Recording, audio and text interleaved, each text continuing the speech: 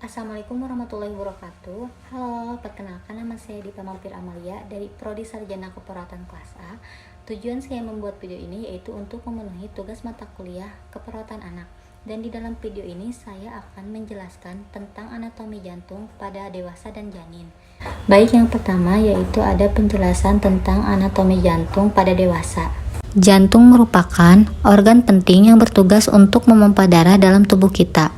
Jika jantung dan pembuluhnya bermasalah, tentu akan menyebabkan berbagai penyakit jantung dan menimbulkan gejala. Parahnya, jika jantung kehilangan fungsinya, kematian bisa terjadi. Baik, yang pertama yaitu ada perikardium. Pada gambar anatomi jantung, perikardium berada pada bagian tengah. Perikardium adalah sejenis membran serosa yang menghasilkan cairan sereus untuk melumasi jantung selama berdenyut dan mencegah gesekan yang menyakitkan antara jantung dan organ sekitarnya.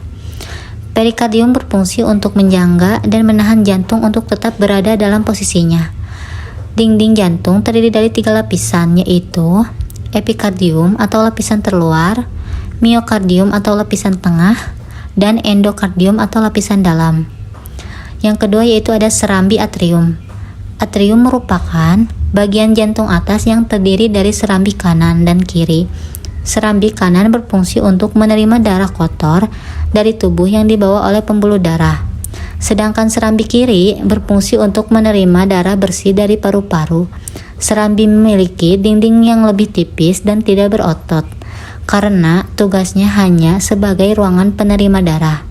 Pada gambar anatomi jantung, tampak serambi berada pada sisi kanan dan kiri jantung bagian atas. Yang ketiga ada ventricle. Bilik atau ventricle merupakan bagian jantung bawah yang terdiri dari bagian kanan dan kiri. Bilik kanan berfungsi untuk memompa darah dari jantung ke paru-paru, sementara itu bilik kiri berfungsi untuk memompa darah bersih dari jantung ke seluruh tubuh. Pada gambar anatomi jantung, tampak ventricle berada pada sisi kanan dan kiri jantung bagian bawah. Yang keempat ada katup. Perhatikan gambar anatomi jantung. Ada 4 katup yang menjaga aliran darah mengalir ke satu arah, yaitu 1. Katup stupid, mengalirkan darah antara serambi kanan dan bilik kanan. Yang kedua, katup pulmonal, mengatur aliran darah dari bilik kanan ke arteri pulmonalis yang membawa darah ke paru-paru untuk mengambil oksigen. Yang ketiga, katup mitral, mengalirkan darah yang kaya oksigen dari paru-paru mengalir dari serambi kiri ke bilik kiri. Yang keempat, katup aorta, membuka jalan bagi darah yang kaya akan oksigen dari bilik kiri ke aorta atau arteri terbesar pada tubuh. Yaitu yang kelima ada otot jantung. Otot jantung merupakan gabungan dari otot lurik dan otot polos yang berbentuk silindris dan memiliki garis terang serta gelap. Pengamatan secara seksama menggunakan mikroskop, maka akan tampak otot ini memiliki banyak inti sel yang berada pada bagian tengahnya. Yang keenam, pembuluh darah. Perhatikan pada gambar anatomi jantung. Ada 3 pembuluh darah yang terdapat pada jantung, yaitu yang pertama ada arteri. Buluh darah jantung ini kaya akan oksigen karena berfungsi darah ke sisi kiri otot jantung, ventricle dan atrium kiri. Arteri memiliki dinding yang cukup elastis sehingga mampu menjaga tekanan darah tetap konsisten.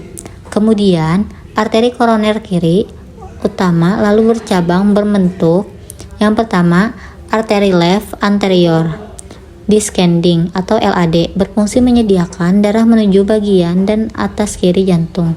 Yang kedua, arteri left circumflex atau LXX, cabang arteri kiri utama yang mengelilingi otot jantung dan menyediakan darah menuju sisi luar dan belakang jantung.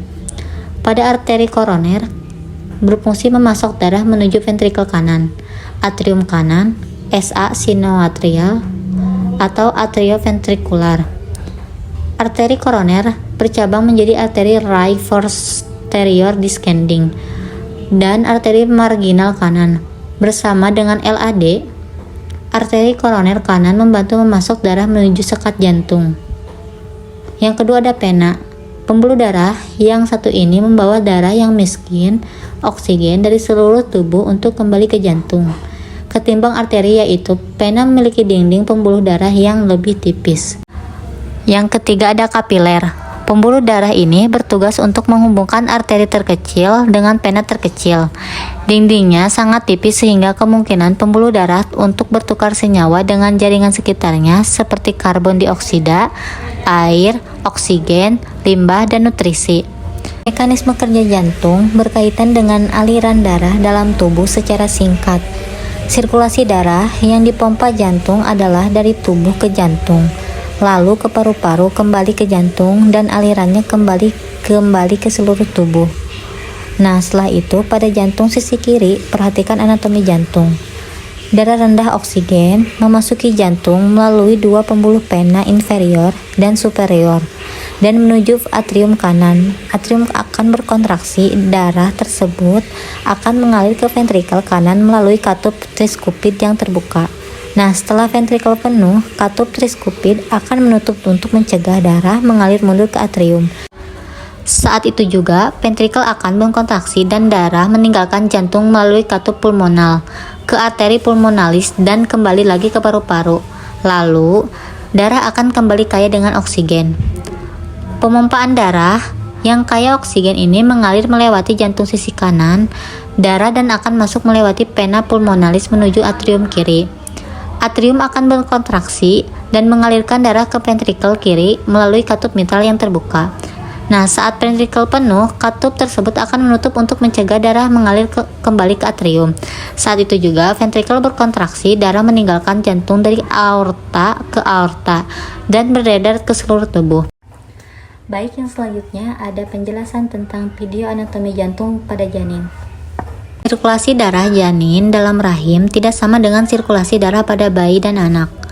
Dalam rahim, paru-paru tidak berfungsi sebagai alat pernafasan.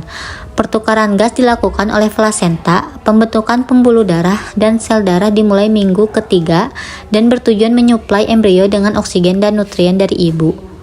Nah, darah akan mengalir dari plasenta ke janin melalui vena umbilicalis yang terdapat dalam tali pusar.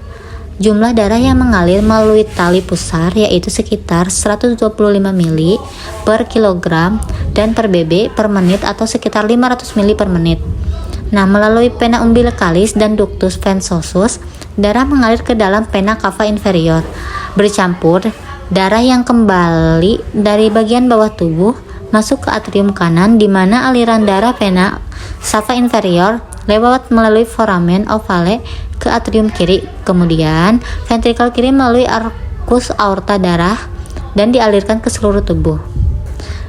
Darah yang mengandung karbon dioksida dari tubuh bagian atas memasuki ventrikel kanan melalui vena cava superior, kemudian melalui arteri pulmonalis meninggalkan ventrikel kanan menuju aorta dilewati ductus anterosius.